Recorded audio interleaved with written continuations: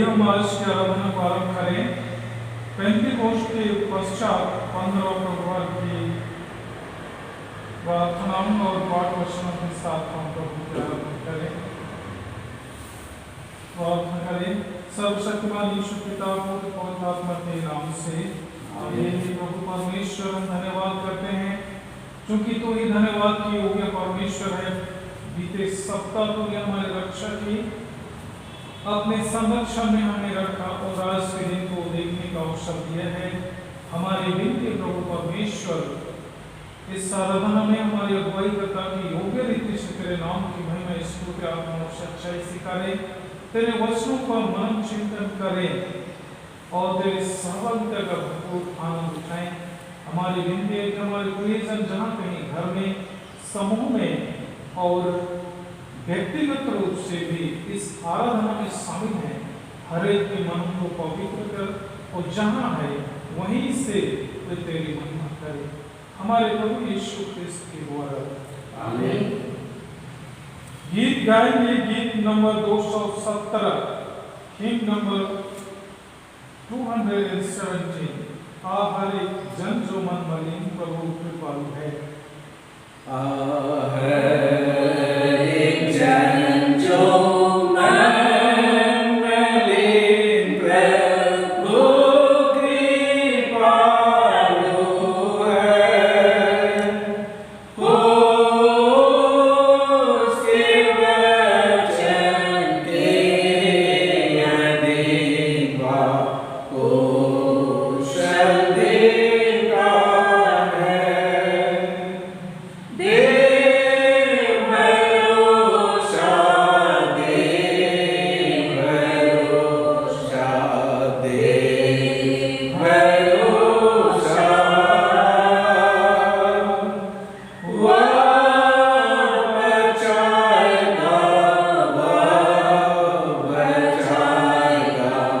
Wow.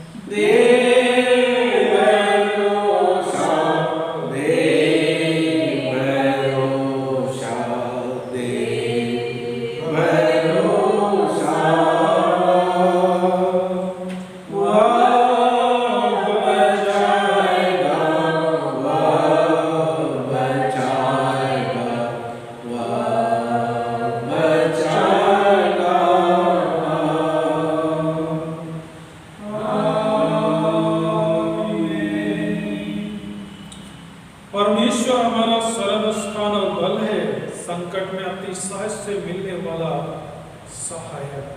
हमारे प्रभु यीशु ख्रिस्त का अनुग्रह, यीशु पिता का प्रेम और पवित्र आत्मा की सहभागिता आप सबों के साथ रहे और आपके साथ भी। हम शुद्धता की प्रार्थना एक साथ करें। हे सर्वशक्तिमान परमेश्वर, तेरे सबके हृदय में उस सबकी अभिलाषाओं को जानता है और उससे कोई भेद छिपा नहीं है। अपनी पवित्र आत्मा की प्रेरणा से हमारे हृदय के विचारों को शुद्ध कर, ताकि हम शुद्ध से प्रेम करें और योग्य रीति से तेरे पवित्र नाम की स्तुति करें। हमारे प्रभु यीशु ख्रिस्त का नाम। आमीन। स्वर्ग परमेश्वर के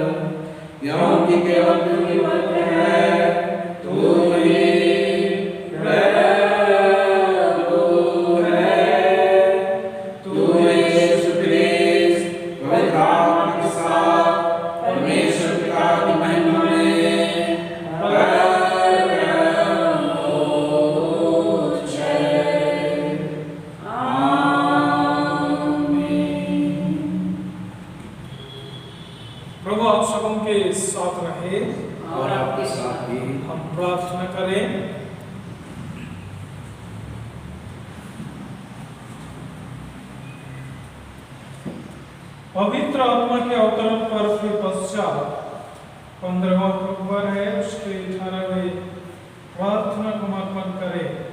हे सर्वशक्तिमान पिता, अपनी कलीसिया पर दया दृष्टि कर, क्योंकि वह तेरी सहायता के बिना अपनी सेवकाई उचित रीति से संपन्न नहीं कर सकती।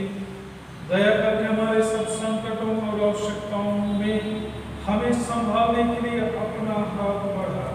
हमारे प्रभु यीशु ख्रिस्त के द्वारा जो फिर आत्मा के साथ परमेश्वर अब और सदा जीता और राज करता है।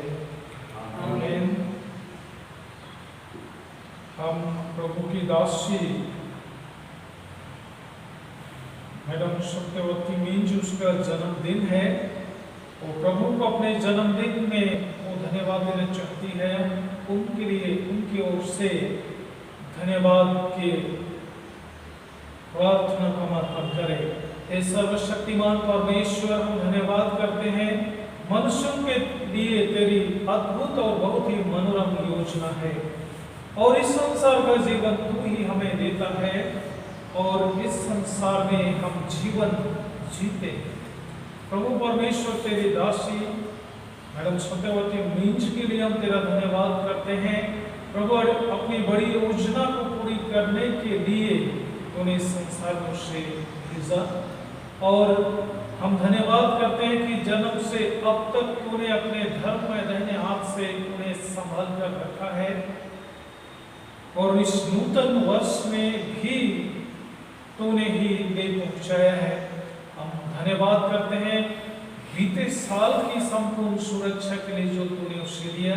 कई परिस्थितियां आई, लेकिन उस समय भी तूने अपने धर्म में दाहिने हाथ से संभाल कर रखा, पारिवारिक जीवन दिया और कार्य क्षेत्र में भी मदद की। तेरे अनुग्रह से वो नए साल में प्रवेश करने वाले हैं।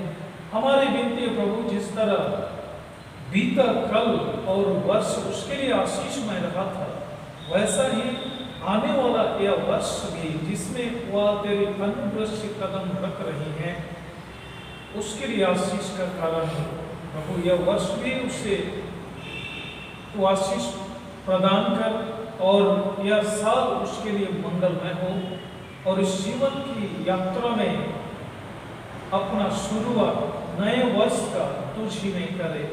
ये प्रभु परमेश्वर एक एक दिन एक एक पल उसके लिए आशीष का कारण है। और जबकि पारिवारिक जीवन के साथ कार्य भी करती है, हमारी प्रार्थना है कार्य में हर उस कार्य में जो उसके कांधे पे है अगुवाई दे। पारिवारिक जीवन में भी जो जिम्मेदारी है उसको निभाने में सदा उसकी अगुवाई करे। प्रभु परमेश्वर तेरे दासी को, उसके परिवार को संपूर्ण रूप से हम तेरे ही हाथ में सुपुर्द करते हैं, तेरे सुरक्षा में। और ये प्रभु परमेश्वर, उन्होंने तेरी अनुग्रह को स्मरण करते हुए जो भेंट दिया है, प्रभु परमेश्वर उससे भी स्वीकार करके वह भी तेरे पवित्र कलीसिया के काम में आए, हमारे प्रभु यीशु ख्रिस्त के द्वारा। आमीन। हे परमपिता परमेश्वर, हम धन्यवाद करते हैं, तू ही परिवार का नींव डालता है और परिवार का आधार तू ही है। हमारी विनती है, हमारे इस पैरिश में जितने भी मसीही परिवार हैं, एक एक परिवार के एक एक सदस्यों को हम प्रार्थना के द्वारा तेरे पास लाते हैं। प्रभु परमेश्वर ने आत्मिक समझ और प्रेरणा दे और वैसा जीवन जिए। सबसे बड़ी आत्मिक समझ की मैं मसीह का हूँ और उसके अनुरूप जीवन जीकर तेरी महिमा करे। उनमें से शैतान के सभी जाल भ्रमों को दूर कर और उनकी रक्षा के लिए सदा अपने दूतों को पहले बैठा, हमारे प्रभु यीशु ख्रिस्त के द्वारा। आमीन। हे प्रभु परमेश्वर, तू ही जीवन और मृत्यु का प्रभु है। इस भयानक रोग और काल के समय में हम विनती करते हैं, तेरे पास ही हमारी रक्षा करने का संपूर्ण सामर्थ है। प्रभु निवेदन है, हम पर अनुग्रह दृष्टि कर और इस समय के इस संकट में भी हम विश्वास को ना छोड़े, ना त्यागे, वरन जीवित परमेश्वर पर विश्वास रखें, ताकि हम आंतरिक रूप से, आत्मिक और मानसिक सब तरह से हम मजबूत रहें और कोरोना के संक्रमण को पराजित कर सके। हमारी सहायता कर। सभी छोटे बच्चों और बुजुर्ग माता पिताओं के लिए प्रार्थना है, प्रभु उनके लिए जो चेतावनी है उस पर हम हर कोई ध्यान करें, जिससे प्रभु हम तेरी सुरक्षा में सुरक्षित रहें, हमारे प्रभु यीशु ख्रिस्त के द्वारा। आमीन। हे परमपिता परमेश्वर, हम प्रार्थना करते हैं उन सब लोगों के लिए जो हमसे दूर अथवा निकट में हैं, विशेषकर हमारे प्रियजन जहाँ भी हैं वहाँ सुरक्षित रहें और उनके साथ समय की परिपूर्णता में मिलकर हम तेरा धन्यवाद करें, हमारे प्रभु यीशु ख्रिस्त के द्वारा। ये प्रभु धन्यवाद करते हैं, उन्हें अपने पुत्र यीशु मसीह को इस संसार में भेजा ताकि हम जो तुझसे बहुत दूर हैं, हम सबों को मेल का सुसमाचार प्रचार करें। प्रभु परमेश्वर, विनती है इस समय जो प्रत्यक्ष रूप से उस काम में लगे हैं, संस्थाओं के अपने दास दासियों पर अनुग्रह दृष्टि कर वचन का प्रकाशन दे, ताकि अंतिम व्यक्ति तक तेरे वचन को पहुंचा पाए, ताकि सारे लोग उस उद्धार के वचन को सुने जो तूने अपने पुत्र के द्वारा से इस संसार को दिया है। हमारी विनती है प्रभु, हम हर एक को अपने पवित्र आत्मा से चलायमान कर, हमारे प्रभु यीशु ख्रिस्त के द्वारा। आमीन। इस समय भजन संहिता से पाठ और पहला पाठ करेंगे। आज के लिए ठहरा है भजन संहिता पाठ, भजन संख्या 107 23 से 30 तक। भजन संख्या 107 23 से 30 तक, इससे बारी बारी से पढ़ेंगे।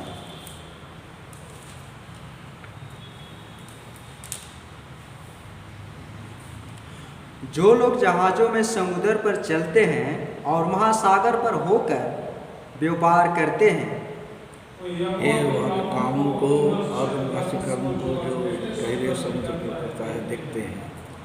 क्योंकि वह आज्ञा देता है तब प्रचंड प्यार उठकर तरंगों को उठाती है। वे आकाश पर चढ़ जाते हैं, फिर गहराई में उतर हैं और क्लेश के मारे उनके जीस में भी नहीं करता। वे चक्कर खाते और मतवाले की नाय लड़खड़ाते हैं और उनकी सारी बुद्धि मारी जाती है। तब वे संकट के में यहोवा की दुहाई देते हैं और वह उनकी सोच निकालता है। वह आंधी को थाम देता है और तरंगे बैठ जाती है। तब वे उनके बैठने से आनंदित होते हैं और वह उनको मन चाहे स्थान देता है। सर्वशक्तिमान पिता की, पुत्र की और पवित्र आत्मा की महिमा हो, जैसे आदि में थी और सदा युगानुयुग रहेगी। आमीन। इसमें मंडली बैठ जाएंगे, पहला पाठ सुनेंगे।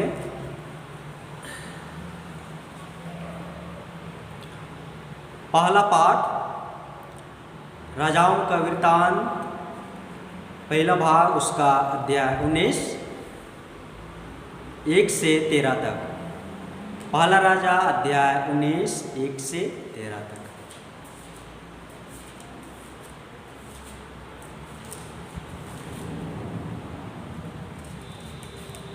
तब अहाब ने इजेबेल को एलिया के सब काम विस्तार से बताए कि उसने सब नबियों को तलवार से किस प्रकार मार डाला। तब इजेबेल ने एलिया के पास एक दूत के द्वारा कहला भेजा कि यदि मैं कल इसी समय तक तेरा प्राण उनका सा ना कर डालो तो देवता मेरे साथ वैसा ही वरन उससे भी अधिक करे। यह देख एलिया अपना प्राण लेकर भागा और यहूदा के बेरशेबा को पहुंचकर अपने सेवक को वहीं छोड़ दिया और आप जंगल में एक दिन के मार्ग पर जाकर एक झाऊ के पेड़ तले बैठ गया। वह उसने यह कहकर अपनी मृत्यु मांगी कि हे यहोवा, बस है, अब मेरा प्राण ले ले, क्योंकि मैं अपने पुरखाओं से अच्छा नहीं हूँ। वह झाऊ के पेड़ तल लेटकर सो गया और देखो, एक दूत ने उससे छूकर कहा, उठ कर खा। उसने दृष्टि करके क्या देखा कि मेरे सिरहाने पत्थरों पर पकी हुई एक रोटी और एक सुराही पानी धरा है। तब उसने खाया और पिया और फिर लेट गया। दूसरी बार यहोवा का दूत आया और उससे छू कर कहा, उठ कर खा, क्योंकि तुझे बहुत भारी यात्रा करनी है। तब उसने उठकर खाया पिया और उसी भोजन से बल पाकर 40 दिन रात चलते चलते परमेश्वर के पर्वत होरेब को पहुंचा।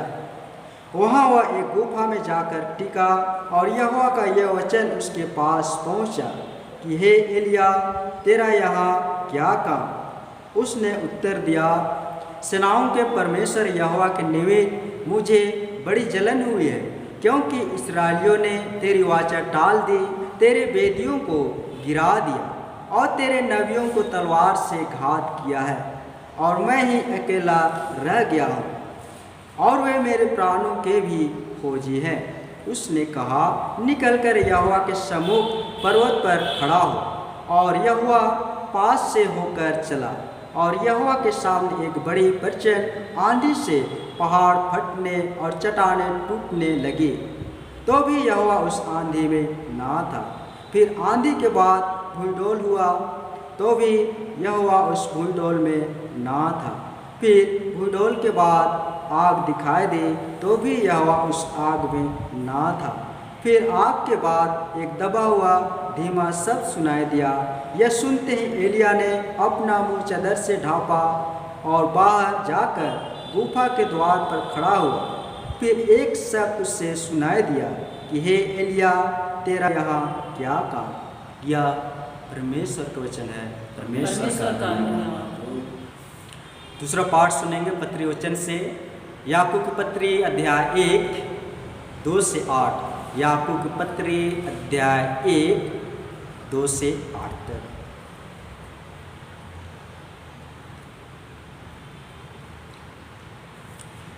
हे मेरे भाइयों, जब तुम नाना प्रकार के परीक्षाओं में पढ़ो तो इसको पूरे आनंद की बात समझो, यह जानकर कि तुम्हारे विश्वास के परखे जाने से धीरज उत्पन्न होता है। पर धीरज को अपना पूरा काम करने दो कि तुम पूरे और सिद्ध हो जाओ और तुम में किसी बात की घटी ना रहे। पर यदि तुम में से किसी को बुद्धि की घटी हो तो परमेश्वर से मांगे, जो बिना उल्हाना दिए सबको उदारता से देता है और उसको दी जाएगी। पर विश्वास से मांगे और कुछ संदेह ना करे, क्योंकि संदेह करने वाला समुद्र की लहर के समान है, जो हवा से बहती और उछलती है। ऐसा मनुष्य यह ना समझे कि मुझे प्रभु से कुछ मिलेगा। वह व्यक्ति दुचित्ता है और अपनी सारी बातों में चंचल है। यह परमेश्वर का वचन है। परमेश्वर का धन्यवाद। सुसमाचार से पहले गीत गाएंगे रिवाइवल सॉन्ग से गीत नंबर 433। ये बाइबल मेरी जिंदगी, ये बाइबल मेरी जिंदगी है, ये बाइबल खुदा का कलाम, खुदा ने जहां को दिया है, बड़ा बेशकीमत इनाम। ये बाइबल, ये बाइबल, ये बाइबल, ये बाइबल, ये बाइबल, ये बाइबल,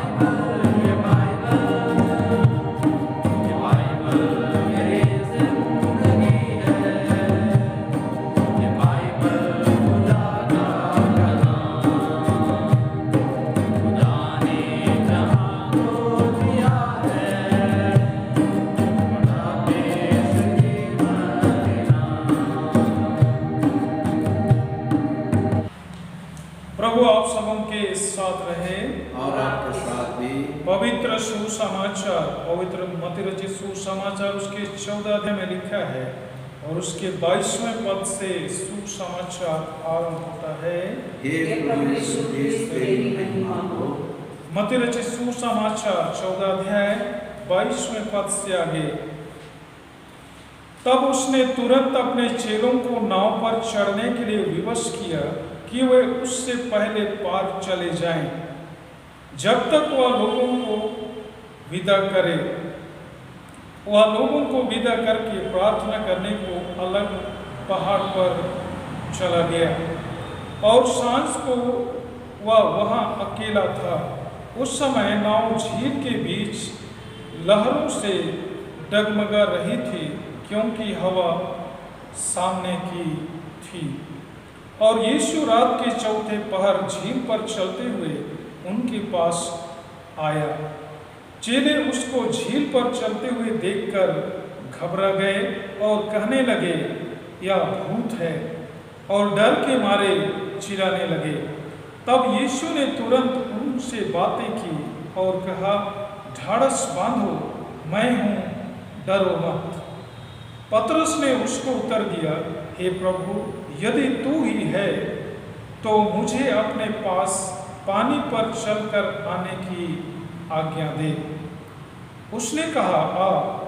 तब पतरस नाव पर से उतरकर यीशु के पास जाने को पानी पर चलने लगा, पर हवा को देखकर डर गया और जब डूबने लगा तो चिल्लाकर कहा, हे प्रभु, मुझे बचा।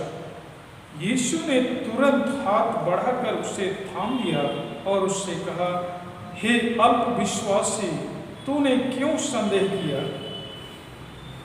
जब वे नाव पर चढ़ गए तो हवा थम गई। इस पर उन्होंने जो नाव पर थे उसे दंडवत करके कहा, सचमुच तू परमेश्वर का पुत्र है।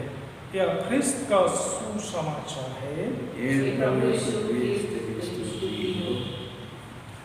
प्रार्थना करें।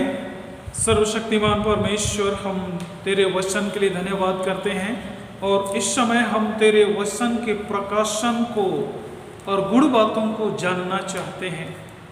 प्रभु, तू आप ही हमें वचन का प्रकाशन प्रदान करें ताकि हम उन बातों को समझकर आत्मसात करके हम तेरी आशीषों को प्राप्त करें।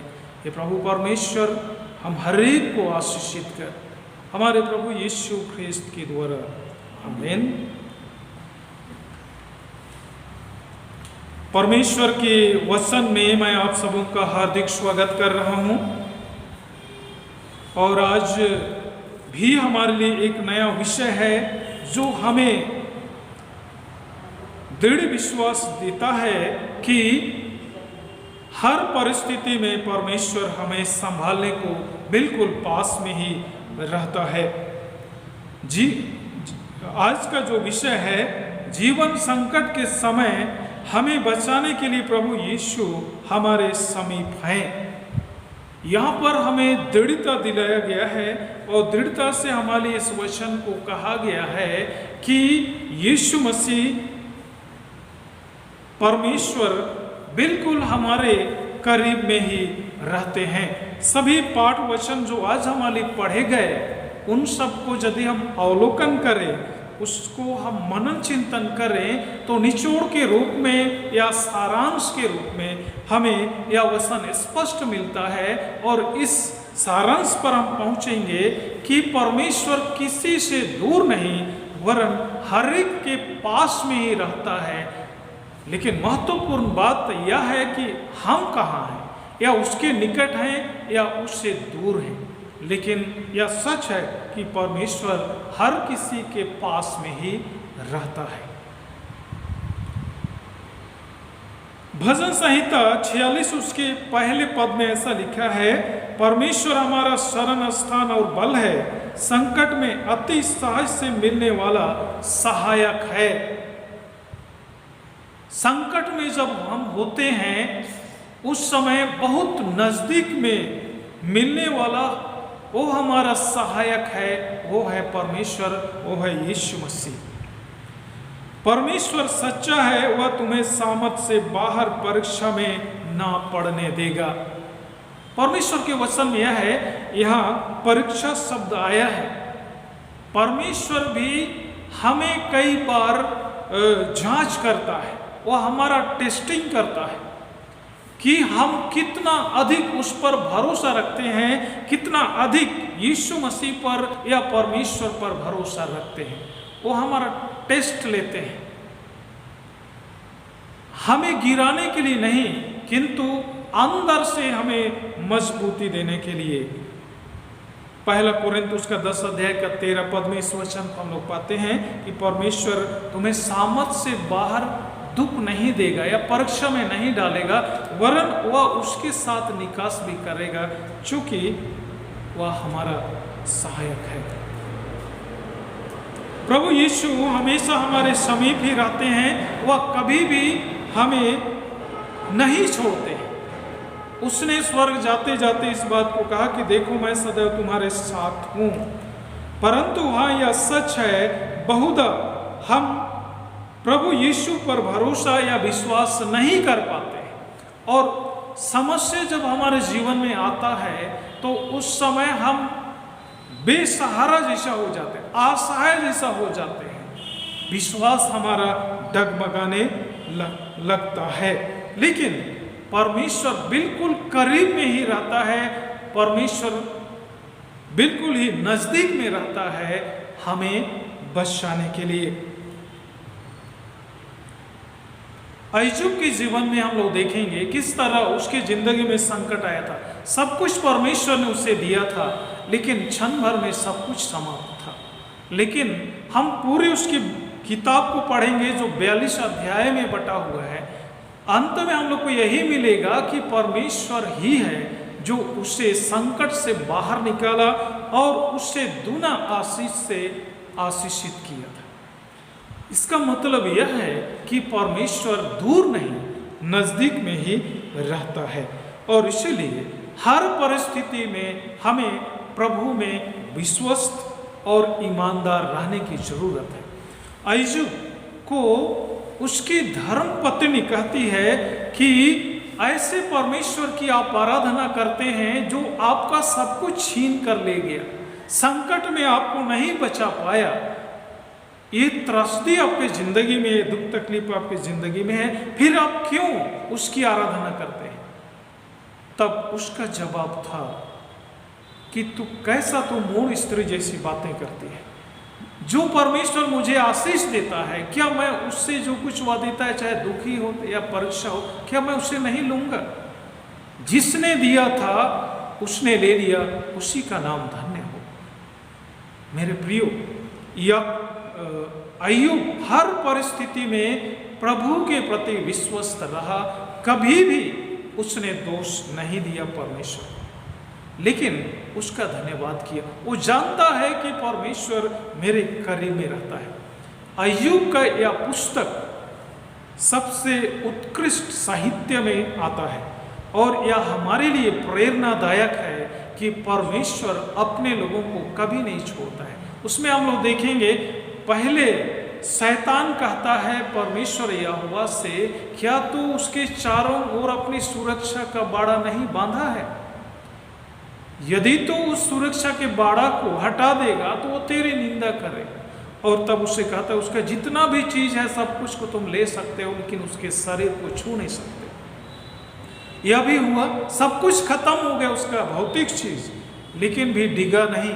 उसके बाद फिर आता है, तब उसे भी फिर उस समय भी यही कहता है। तब परमेश्वर उसे कहता है उसके शरीर को तुम छू सकते हो, लेकिन उसके जीवात्मा को तुम स्पर्श नहीं कर सकते। घाव हो जाता है, लेकिन भी वह परमेश्वर पर विश्वास करना नहीं छोड़ता है, विश्वास को थामे रहता है। और इस तरह परमेश्वर ने शैतान को कहा कि जो लोग मुझ पर विश्वास करते हैं उनको कभी मैं नहीं त्यागता। यह हमारे लिए सबसे सटीक और सबसे बड़ा उदाहरण के समान है कि परमेश्वर हमारे साथ में रहते हैं।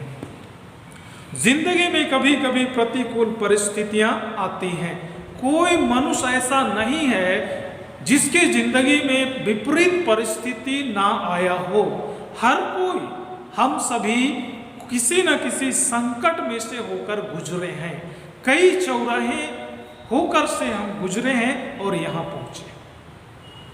क्यों परमेश्वर ऐसा हमारे जीवन में परिस्थितियों को आने की अनुमति देता है? इसलिए कि हम सब उसमें विश्वास करने के लिए मजबूत हो जाएं। जो भक्तों को विचलित कर देती है, संकट उसके भक्तों को भी विचलित करता है। हम लोग एलिया के बारे में पढ़ रहे थे, सुन रहे थे पहले पाठ में। उसमें हम लोग देख रहे थे कार्मेल पर्वत पर 450 बाल देवता के पुजारियों के साथ वह संघर्ष किया। परमेश्वर की अनुग्रह से वह लड़ाई जीत भी हासिल कर दिया और 450 बाल देवता के पुजारियों को मौत की घाट उतार दिया। इतना बड़ा संघर्ष उसने किया आत्मिक रूप से भी, लेकिन वह हताश हो गया जब इस्राएल का राजा आहाब, उसकी पत्नी रानी इजेबेल इस समाचार को सुन करके उसके पुजारियों को, उसके देवता के पुजारियों को उसने मौत के घाट उतार दिया कार्मेल पर्वत पर। तब वह गुस्सा गई, फायर हो गई और एलिया के लिए फरमान जारी कर दी कि तुम्हारी दशा भी मैं ऐसा ही करूंगी, और ऐसा नहीं करूंगी तो मेरे साथ वैसा ही हो जैसा मेरे पुजारियों को था। और ये समाचार एक दूत के द्वारा से एलिया के पास पहुंचाया गया। एलिया सुन करके डर जाता है। यूं कहें कि थोड़ी देर पहले या कुछ घंटों के पहले, कुछ दिनों के पहले उसने परमेश्वर की सामर्थ्य से वो जीत हासिल किया था, लेकिन अब वह डर रहा है। परिस्थिति भक्तों को भी विचलित करता है। चूंकि वह आत्मिक संघर्ष भी किया था, इसके कारण थक गया था और उसको लग रहा था कि मैं अकेला पड़ गया हूं। एलिया परमेश्वर यहोवा का एक भक्त था और नबी भी था, जिसने 450 बाल देवता के नबियों को कार्मेल पर्वत पर मौत की घाट में उतारा था। लेकिन उसका विश्वास जब परिस्थिति विषम हो गई तो वह डगमगाने लगा। अपने विश्वास और परमेश्वर के सर्वशक्तिमान होने के बात को प्रमाणित किया था कि परमेश्वर ही सर्वशक्तिमान है, लेकिन अब इजेबेल से डर रहा है और डर करके वह भागता है। और इतना अधिक कि हम लोग सुन रहे थे परमेश्वर से मृत्यु मांग रहा है या उसके निराशा को दर्शाता है। कई बार हमारी जिंदगी में वैसा ही परिस्थिति आती है, लगता है कि हे प्रभु मेरी जिंदगी को आप ले लीजिए, मैं जिंदगी से ऊब गया हूँ, मेरी समस्या बद से बदतर होता जा रहा है। कई बार हमारी जिंदगी में ऐसा ही समस्या आता है, मेरे लिए शायद जीना अच्छा नहीं है, मर जाना ही अच्छा है, ऐसा हम लोग मन में सोचते हैं और बुदबुदाते भी हैं। लेकिन मेरे प्रियो, परमेश्वर हमें नहीं छोड़ता है। परमेश्वर यहोवा ने केवल उसके प्राण की रक्षा ही नहीं की, वरन उसके लिए भोजन भी व्यवस्था किया। उसके लिए जो शारीरिक रूप से जरूरत था उसको भी पूरी की। इससे यही हम लोग सार या सारांश निकाल सकते हैं, या सारांश मिलता है कि संकट के समय में परमेश्वर हमारे साथ रहते हैं और हमारी जो आवश्यकता है उसको भी पूरी करता है। और परमेश्वर हम में से हर एक के साथ रहता है। दूसरा राजा उसका 6वां अध्याय उसके 16-17 में परमेश्वर के वचन में ऐसा लिखा है। दूसरा राजा 6वां अध्याय उसका 16-17 में इस तरह से हम लोग परमेश्वर के वचन में पाते हैं। उसने कहा, मत डर, क्योंकि जो हमारी ओर है वह उनसे अधिक है जो उनकी ओर है। तब एलीशा ने यह प्रार्थना की, हे यहोवा, इसकी आंखें खोल दे कि यह देख सके। तब यहोवा ने सेवक की आंखें खोल दी, और जब वह देख सका तब क्या देखा कि एलीशा के चारों ओर का पहाड़ अग्निमय घोड़ों और रथों से भरा हुआ है। यहाँ पर एलिया का उत्तराधिकारी एलीशा नबी और उसका सेवक पहाड़ पर हैं और आराम का राजा उनको नाश करने के लिए उनके पास दल भेजता है और ऐसी परिस्थिति में घिरे हुए हैं। और तब एलीशा का सेवक या टहलुआ उससे कहता है कि हाय स्वामी, हम तो मारे जाएंगे, क्योंकि सब तरफ से आरामी सेना ने हमें घेर लिया है। उस समय ही एलीशा अपने सेवक से इस बात को कहता है कि जो हमारी ओर हैं, यानी परमेश्वर का पलटन, परमेश्वर की सेना हमारी ओर है, उस आरामी सेना से कई गुना ज्यादा है, उसको बताता है। लेकिन चूंकि एलिया तो देख रहा है अपनी आत्मिक आंख से, लेकिन एलीशा का टहलुआ चूंकि उसका आत्मिक आंख खुला नहीं है, इसके कारण परमेश्वर की सुरक्षा कवच को देख नहीं पा रहा है। तब परमेश्वर से एलीशा प्रार्थना कर रहे हैं कि हे प्रभु, मेरे दास की आंखें आप खोल दीजिए, ताकि आप किस तरह हम दोनों को सुरक्षित किए हैं, अपने लोगों को उस चीज को देख सके कि कितना बड़ा घेरा या सुरक्षा आप हमारे लिए किए हुए हैं। और तब उसकी आंखें खुल जाती है। वो तब देखता है कि अग्निमय घोड़ों रथों से पूरा पहाड़ घिरा हुआ है और आरामी शत्रु सेना इन दोनों के पास पहुंच ही नहीं पाया और उनकी आंख को अंधी कर दिया गया और उनको सोमरोन में ले जाया जाता है। लेकिन वहां उनको मौत के घाट नहीं उतारा जाता है, बस अच्छा अवभगत उनके साथ किया जाता है। इस तरह हम लोग आगे पढ़ते जाएंगे तो ये सब कुछ हमें मिलेगा। मेरे प्रियो, इसमें यही बात है कि परमेश्वर हमारे दूर नहीं रहते हैं, वरन निकट ही रहते हैं। प्रभु यीशु के शिष्य यीशु के साथ हमेशा रहते थे, सभी बातें वह बताया करते थे। फिर भी जब संकट आया था उस गनेसरत झील में वो लोग थे, उस समय जब लहरें उठ रही थी, नाव डगमगा रहा था, और उसी समय प्रभु यीशु मसीह उनके बीच में पानी पे चलते हुए आते हैं। उसे देखकर भी वो लोग डर भी जा रहे हैं। और तब पतरस कहता है, प्रभु यदि तू यीशु ही है तो आप मुझे आज्ञा दीजिए कि मैं भी आपके पास चल कर आऊं। तब यीशु मसीह उसे कहता है आ। तब वह चलने लगता है। जब तक यीशु की ओर उसका ध्यान था तब तक पानी में बहुत अच्छी तरह से चल रहा था, लेकिन जब यीशु के ऊपर से या यीशु से उसका ध्यान हट गया और हवा की ओर चला गया, यानी समस्या की ओर उसका ध्यान चला गया, तो वह डूबने लगा। तब चिल्लाया, हे प्रभु मुझे बचा, और प्रभु यीशु मसीह तुरंत उसके हाथ को पकड़कर उससे थाम लिया। इसका मतलब क्या है? प्रभु सदा हमारे पास ही रहते हैं। मेरा और आपका विश्वास क्या यीशु पर है? आज हमें अपने को जांचना है, क्या मेरा विश्वास यीशु पर है? जब हमारे जीवन में समस्या का तूफान आता है हम घबरा जाते हैं। ये मानव स्वभाव है और मानव है, इसके कारण से हम घबरा जाते हैं। प्रभु यीशु पर भरोसा रखने के बजाय समस्या पर हमारा ध्यान केंद्रित हो जाता है। ऐसा हमारी परिस्थिति हो जाती है। लेकिन आज का वचन हमें सिखा रहा है कि हम सबको प्रभु पर भरोसा रखना चाहिए। जब तक पतरस का ध्यान यीशु पर था अच्छी तरह चला, लेकिन जब यीशु पर उसका ध्यान उठ गया या यीशु की ओर उसका ध्यान नहीं गया, लहरों की ओर, हवा की ओर चलने लगा, तब वह डगमगाने लगा। लेकिन तुरंत पुकारा और तुरंत उसने थाम लिया। मेरे प्रियो, हम सब इसी बात को सुन रहे थे भजन संहिता 46:1 में कि परमेश्वर हमारा शरण स्थान है, संकट में अतिशय से मिलने वाला हमारा सहायक है। और इसीलिए हम सबको नहीं भूलना चाहिए उस परमेश्वर को। और भजन संहिता 50 का 15 पद में हम लोग पढ़ेंगे तो उसमें मिलेगा, संकट के समय में मुझे पुकारो और मैं तुम्हारी सुनकर तुम्हें छुड़ाऊंगा और तुम मेरी महिमा करोगे।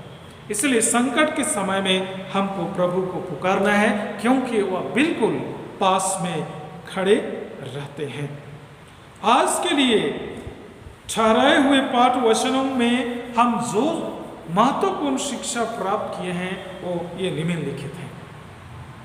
और उससे पहले मैं एक व्यक्ति के बारे में आपको मैं बताना चाहूँगा, और वह व्यक्ति एक बड़ा साहित्यकार भी था, कवि भी था और बहुत विद्वान व्यक्ति भी था। इसके बारे में आप सबों को भी पता है, रविंद्रनाथ टैगोर। बहुत बड़ा भारत के लिए उसका योगदान रहा है और बहुत कोई उसको अपना जीवन का आदर्श मानते हैं। बहुत बड़ा विचारक भी था, अच्छा चिंतक भी था और अच्छा लिखने वाला भी था। वह व्यक्ति इस तरह से कहता है जो मेरे और आपके लिए शिक्षाप्रद है। वो कहते हैं, आइए हम यह प्रार्थना न करें कि हमारे ऊपर खतरे ना आए, बल्कि यह प्रार्थना करें कि हम उनका निडरता से सामना कर सकें। कितना सुंदर बात है। कई बार हम लोग ऐसा हम लोग प्रार्थना करते हैं, प्रभु हमें बचाइए, या मैं भी करता हूँ या हम सब करते हैं। लेकिन इसने जो बताया है हमारे लिए भी शिक्षाप्रद है कि अंदर से मजबूती पाने के लिए हम प्रार्थना करें। आज के पाठ से जो बातें हमने सीखी है उसमें पहली बात, परमेश्वर के अस्तित्व पर संदेह नहीं करना चाहिए। विषय है जीवन संकट के समय में परमेश्वर हमें बचाने के लिए पास में ही रहते हैं, इसलिए उस परमेश्वर के अस्तित्व पर हमारा विश्वास होना चाहिए, संदेह नहीं करना चाहिए। इब्रानियों की पुस्तक में 11 अध्याय उसका 6वां पद में हम लोग पढ़ेंगे तो वहां मिलेगा कि विश्वास के बगैर परमेश्वर को प्रसन्न करना अनहोना है, और परमेश्वर के पास आने वाले के लिए यह चाहिए कि वह यह विश्वास करे कि परमेश्वर है। और आज का दूसरा पाठ याकूब का पत्री वचन 1 अध्याय और उसके 6वें वचन में भी हम लोग सुन रहे थे कि जब हम उससे मांगते हैं तो हमें संदेह नहीं करना चाहिए, यानी प्रभु है, संकट से मुझे बचाने के लिए मेरे पास में है, यह हमारा विश्वास होना चाहिए। वह ईश्वरों का ईश्वर, प्रभुओं का प्रभु और सर्वशक्तिमान है, यह हमारा विश्वास होना चाहिए। दूसरी बात, समस्या पर नहीं, प्रभु यीशु मसीह पर, सर्वशक्तिमान परमेश्वर पर हमारा ध्यान होना चाहिए।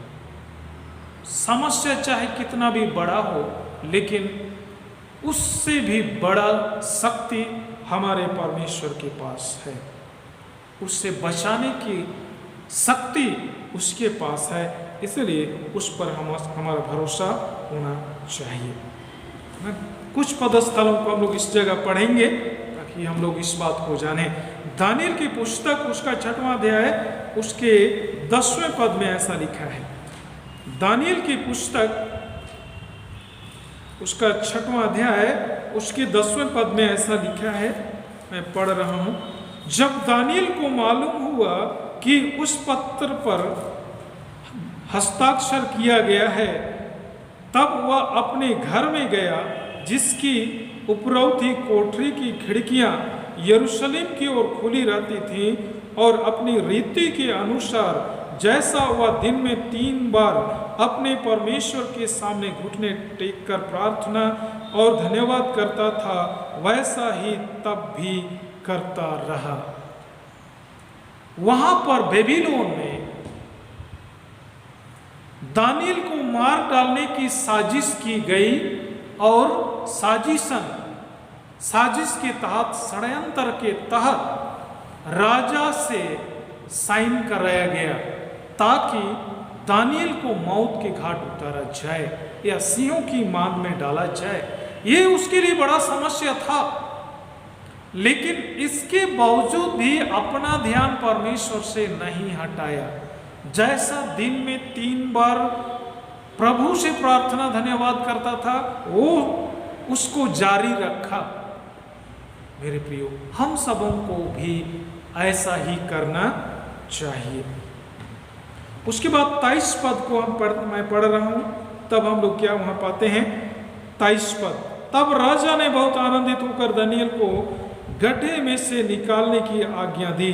अतः दानियल गड्ढे में से निकाला गया और उस पर हानि का कोई चिन्ह न पाया गया, क्योंकि वह अपने परमेश्वर पर विश्वास रखता था। हमारा विश्वास परमेश्वर पर रहेगा तो वह हमारे प्राणों को, हमारे आत्माओं को, या आत्मा को, हमारे शरीर को भी रक्षा करने, सुरक्षित करने का सामर्थ्य रखते हैं। दानियल की पुस्तक उसका 3रा अध्याय और उसका 17-18 को मैं पढ़ रहा हूं, जहां सदरक, मेशक और अबेदनगो के बारे में लिखा है। ऐसा लिखा है, हमारा परमेश्वर जिसकी हम उपासना करते हैं वह हमको उस धधकते हुए भट्टे की आग से बचाने की शक्ति रखता है। वरन हे राजा, वह हमें तेरे हाथ से भी छुड़ा सकता है, परंतु यदि नहीं तो हे राजा, तुझे मालूम हो कि हम लोग तेरे देवता की उपासना नहीं करेंगे और न तेरी खड़ी कराई हुई सोने की मूरत को दंडवत करेंगे। सदरक, मेशक, अबेदनगो दानियल के मित्र थे, वो लोग भी बंधुआई में थे। इन लोगों का विश्वास देखिए कि चाहे हमारा परमेश्वर ना भी बचाए तो भी हम उस मूरत की सेवा नहीं करेंगे। अपने शिक्षा के प्रति वो कितना प्रतिबद्ध है। मेरे प्रियो, हमारी यह चीज है कि हमारा परमेश्वर पर विश्वास है। शारीरिक रूप से परमेश्वर अगर मुझे ना भी बचाए, इस बीमारी से मुझे चंगाई ना भी दे भी, तो भी मैं परमेश्वर पर विश्वास करना नहीं छोड़ूंगा, नहीं छोड़ूंगी। मैं परमेश्वर पर विश्वास करूंगा, करूंगी। यह इसका सार है। और इसलिए हम सबको परमेश्वर पर भरोसा रखना चाहिए। तीसरी बात, परमेश्वर का सामर्थ्य समस्या या संकट के आकार से हजारों गुना बड़ा होता है। संकट या समस्या का आकार से कई गुना बड़ा है हमारे परमेश्वर का सामर्थ्य। आइए हम लोग 2 राजा 33 और उसका 10 से 13 पद को पढ़ेंगे। 2 राजा 33 अध्याय 10 से 13, जहां पर हमारे लिए प्रेरणादायक वचन है।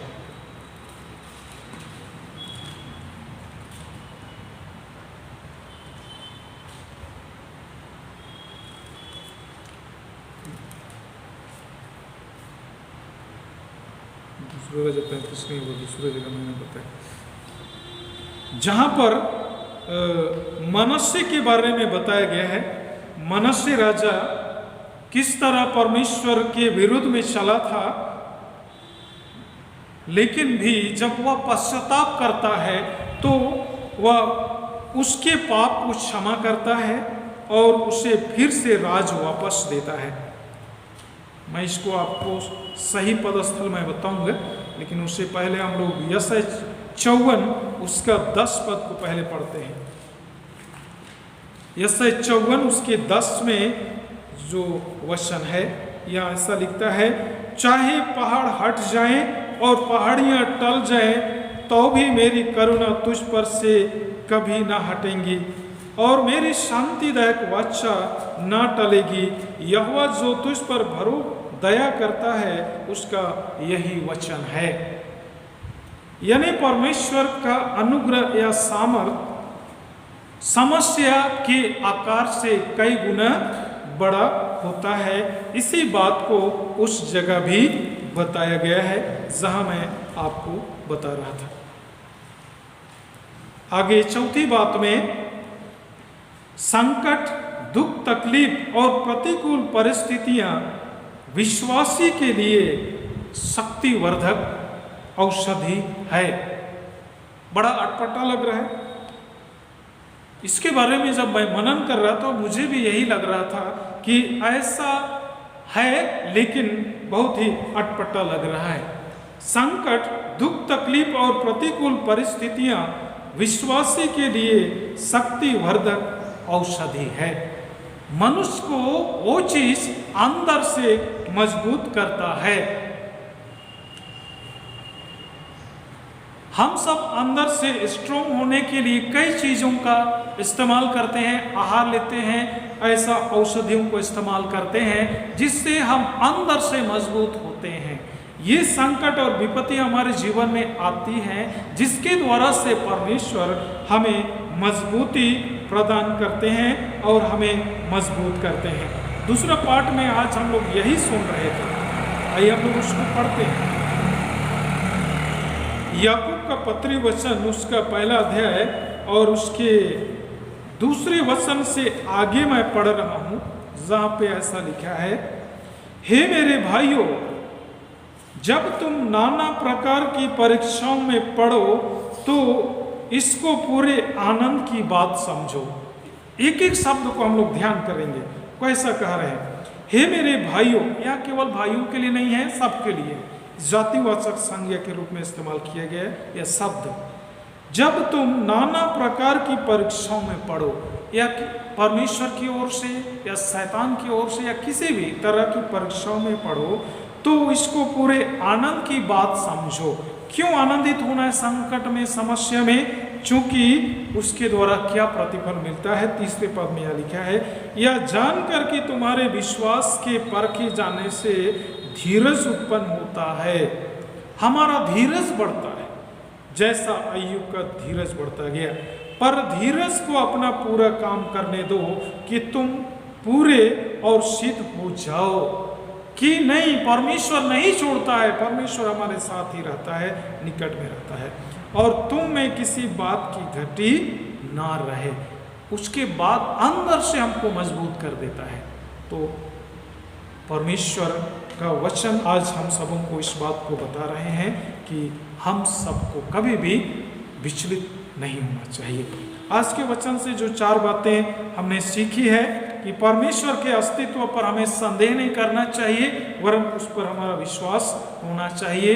वह प्रभुओं का प्रभु है। समस्या पर नहीं, प्रभु यीशु मसीह पर, सर्वशक्तिमान पर हमारा ध्यान होना चाहिए। तीसरी बात, परमेश्वर का सामर्थ्य समस्या संकट के आकार से कई गुना बड़ा है। चौथी बात, संकट, दुख, तकलीफ और प्रतिकूल परिस्थितियां विश्वासी के लिए शक्ति वर्धक औषधियां हैं। वो अंदर से हमें मजबूती देने के लिए कि हर परिस्थिति के लिए हम मजबूत हो जाएं। परमेश्वर इस वचन के द्वारा से हम सबों को आशीष प्रदान करे। प्रार्थना करें।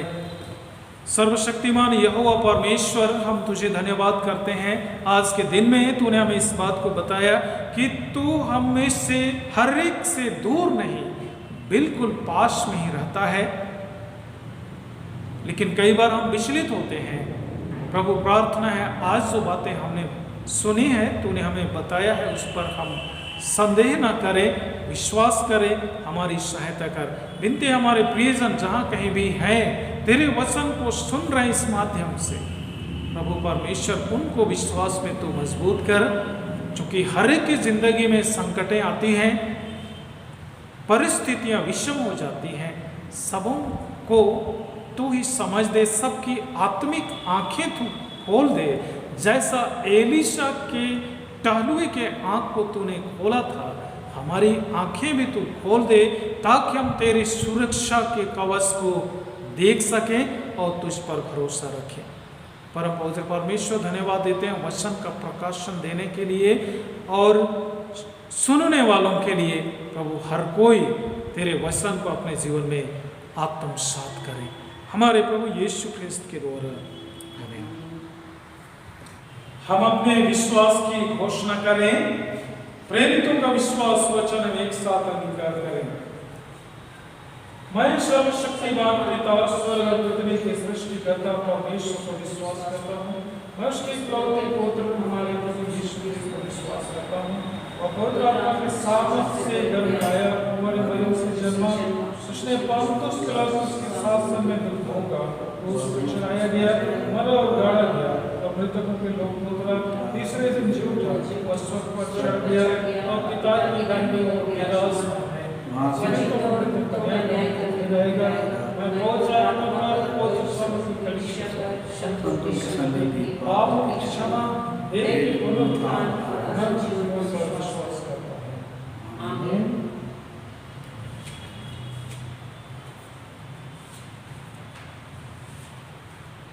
ख्रिस्त में मेरे प्रियो, हमारे प्रभु यीशु ख्रिस्त ने कहा है, प्रभु हमारा परमेश्वर ही एकमात्र प्रभु है। तू प्रभु अपने परमेश्वर को अपने संपूर्ण मन, संपूर्ण प्राण, संपूर्ण बुद्धि और संपूर्ण शक्ति से प्रेम कर, यह पहली आज्ञा है। दूसरी यह है, अपने पड़ोसी को अपने समान प्रेम कर। इनसे बड़ी और कोई आज्ञा नहीं। परमेश्वर ने संसार से ऐसा प्रेम रखा कि उसने अपना इकलौता पुत्र यीशु ख्रिस्त दे दिया, क्यों हमें पापों से बचाए, स्वर्ग में हमारी निवेदन करता हो और हमें शाश्वत जीवन में पहुंचाए। इसलिए हम पश्चाताप और विश्वास के साथ अपने पापों का इनकार करें। हम परमेश्वर की कृपा से उसकी आज्ञाओं का पालन करने का और सब लोगों के साथ मेल मिलाप और प्रेम से रहने का दृढ़ संकल्प करें। हम सर्वशक्तिमान परमेश्वर के सामने अपने गुनाहों को अंगीकार करें। एक साथ प्रार्थना करें।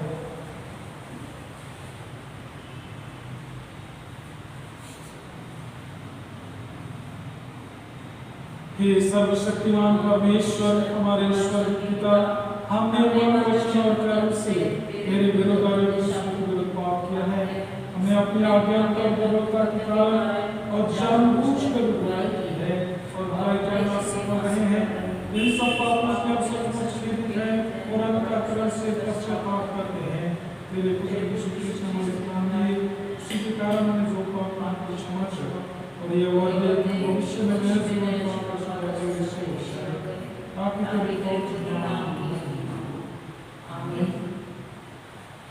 सर्वशक्तिमान परमेश्वर सबको क्षमा करते हैं, जो एक दूसरे को क्षमा करते हैं, वो सच्चा पश्चाताप करते हैं। वह आप सब पर दया करे, आपके सब पापों को क्षमा करे, उससे आपको छुटकारा दे, सब भले कामों में आपको स्थिर और सबल करे और शाश्वत जीवन में बनाए रखे। आमीन। परमेश्वर का हम शांति अभिवादन के लिए खड़े हो जाएंगे। हम सब मिलकर ख्रिस्त की देह हैं। हम सब ने एक आत्मा द्वारा एक देह में बपतिस्मा लिया है। हम ऐसे ऐसे शुभ कार्यों में संलग्न रहें जिनसे शांति मिलती और एक दूसरे का निर्माण होता है। प्रभु की शांति सदा आप सबों के साथ है और आपके साथ भी। श्रद्धा और भक्ति के साथ हम इस समय अपने चढ़ावे को अर्पित करते हुए गीत गाएंगे। गीत गाएंगे रिवाइवल सॉन्ग से गीत नंबर 1191 1191। भैया रे यीशु संगे रहाबे, बहन रे मसीह संगे रहाबे। भैया रे यीशु संगे रहाबे, बहन रे मसीह संगे रहाबे। जीवन तो सुंदर बनाबे, जीवन तो सुंदर बनाबे। भैया रे यीशु संगे रहाबे, बहन रे मसीह संगे रहाबे। जीवन तो सुंदर बनाबे, जीवन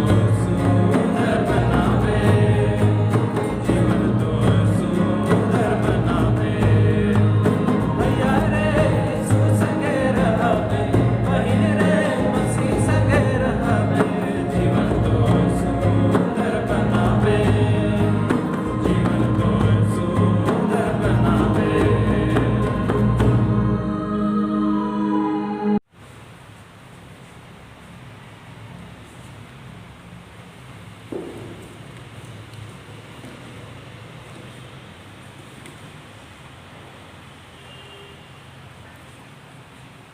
इस भेंट को प्रभु को अर्पित करें, प्रार्थना करें सर्वशक्तिमान परमेश्वर सभी अच्छी वस्तुएं तो ही हमें प्रदान करता है और उसी में से प्रभु इस समय यह भेंट तुझे अर्पण कर रहे हैं। हमारे हाथ से इसे स्वीकार कर और पवित्र कलीसिया के कामों में आने के लिए इसे आशीषित कर। विनती करते हैं प्रभु परमेश्वर इस ऑनलाइन आराधना के द्वारा से व्यक्तिगत रूप से समूह में या पारिवारिक रूप से जहां कहीं भी तेरे लोग शामिल हैं और तुझे भेंट अर्पण कर रहे हैं, प्रभु सभी भेंटों को तो स्वीकार कर, सभी भेंटों पर तेरे आशीष हो ताकि उसके द्वारा से तेरी महिमा हो और अच्छे काम हो। हे प्रभु परमेश्वर धन्यवाद करते हैं भेंट को स्वीकार करने और आशीष देने के लिए हमारे प्रभु यीशु क्रिस्त के द्वारा। आमीन। बैठ जाएंगे। हे सर्वशक्तिमान परमेश्वर पिता, हम तुझे धन्यवाद करते हैं चूंकि तूने हमें यह अवसर दिया है विषम और कठिन परिस्थिति में भी हम ऑनलाइन आराधना के माध्यम से जुड़ रहे हैं। प्रभु परमेश्वर हम समूह में नहीं जुड़ पा रहे हैं किंतु मिलने के दायरा को तूने बढ़ा दिया। हम तेरा धन्यवाद करते हैं। अब दूर दराज से भी लोग इसमें शामिल हो रहे हैं क्योंकि तेरा वचन या तेरी सहभागिता हमसे दूर नहीं है। हम इस बात के लिए भी तुझे धन्यवाद करते हैं।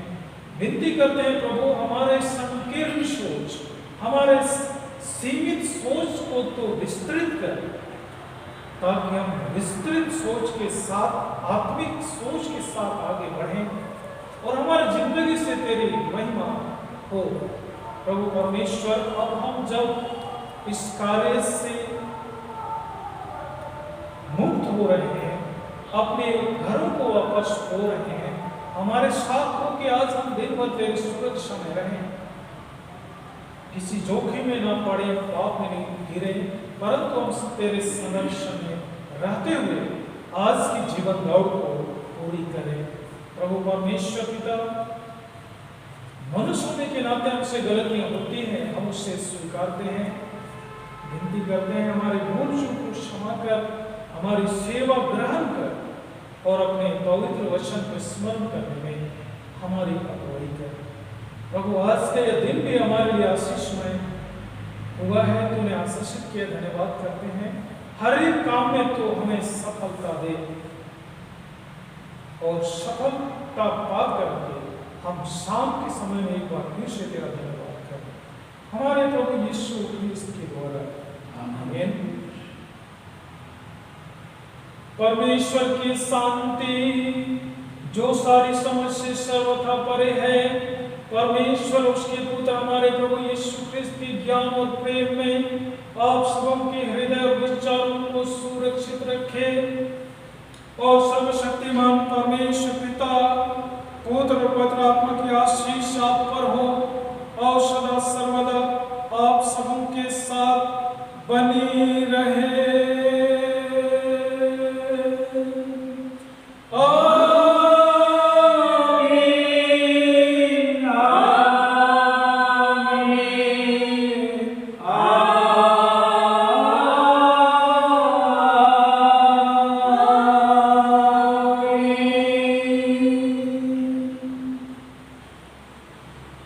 ईश्वर को धन्यवाद करते हैं। ईश्वर को धन्यवाद पिता शैला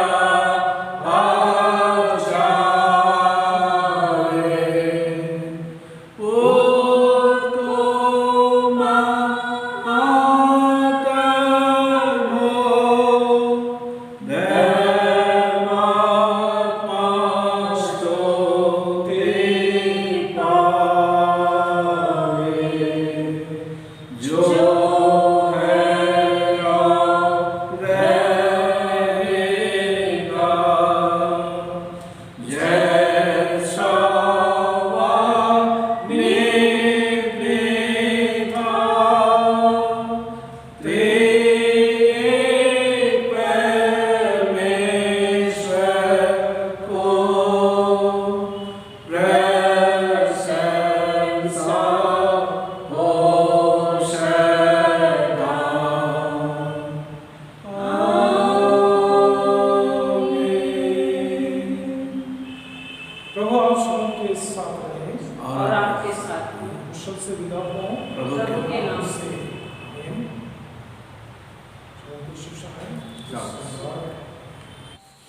लोहरदगा पेरिश DCOM की ओर से आप सबों को ईशु सहाय।